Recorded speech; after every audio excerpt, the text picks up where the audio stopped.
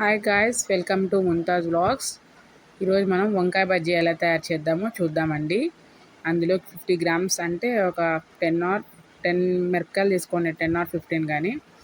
అందులోకి మళ్ళీ 5 టమాటోస్ తీసుకోండి, 4 or 5.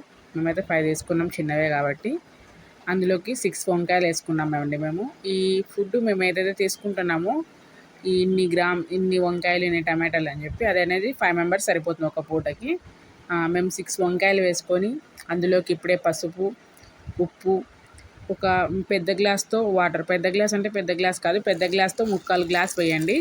అప్పుడే వాటర్ అనేది దానికి తగ్గట్టు సరిపోతుంది.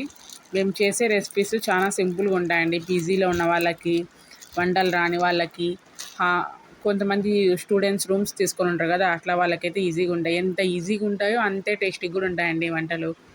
అన్నీ ఒకేసారి కట్ చేసేసుకొని వాటర్ వేసేసి ఉప్పు పసుపు ఇప్పుడే వేసేసి లాస్ట్లో ఇట్లా ఇంకా నీళ్ళన్నీ మరిగిపోయిన తర్వాత దింపేసి ఇట్లా మెనుపుకుంటే బజ్జీ రెడీ అవుతుందండి. ఇందులోకి ఇంకా తిరువాత ఏమేసుకోవాలి మీకు ఏమైనా చెప్పాల్సిన అవసరం లేదు. అందరికీ తిరువాత పెట్టడం అయితే ఈజీ, అందరికీ తెలుసు. తిరువాత కూడా కొంతమందికి రాని వాళ్ళ కోసం అని చెప్పి ఈ తిరువాత పెట్టినాం. ఈ తిరువాత అనేది చాలా సింపుల్ అండి. కొంచెం ఆయిల్ వేసి జీలకర్ర, ఆవాలు, ఆనియన్, కొన్ని ఎండుమిర్చి వేసుకుంటే కొంత తినేటప్పుడు కారంగా తగులుతుందని చెప్పి ఎండుమిర్చి వేసుకోవచ్చు. కొంతమంది స్కిప్ కూడా చేయొచ్చు అండి, అది మీ ఇష్టం. ఇంతే అండి, మేము చేసే రెసిపీస్ చాలా ఈజీగా ఉంటాయి, సింపుల్గా బ్యాచిలర్స్ చేసుకునేటట్టు ఉంటాయి. రూమ్స్లో ఉన్న వాళ్ళకైతే ఇంకా బాగుంటాయి.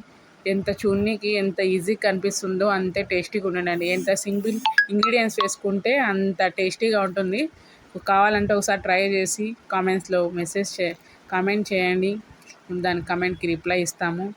So thanks for watching guys. మా ఇంట్లో టుడే రెసిపీ వచ్చేసి వంకాయ బజ్జీ. మరి మీ ఇంట్లో ఈరోజు ఏం చేసుకున్నారో చెప్పేయండి.